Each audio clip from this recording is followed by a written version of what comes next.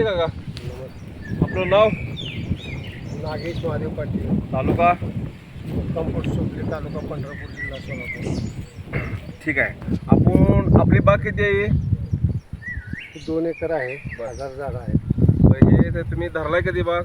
13 एप्रिलची पानं आहे. 13 April 2024.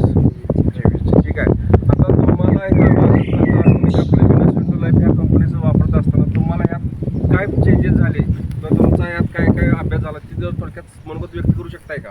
Window लाईफचं औषध वापरतो, ते जैविक औषध वापरतो, तेव्हापासून चांगलं मुळी चांगले दिसते, चांगलं सुधारणा दिसते, सेटिंग चांगलं झालं. बरं. सरासरी एका झाडाला किती? 50% काढले तरी. बरं.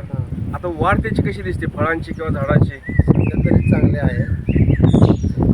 आणि ह्या टोटल तुमच्या फळामध्ये तुम्हाला एकसारखापणा जाणवतोय का फळामध्ये? सध्या तरी जाणवतं.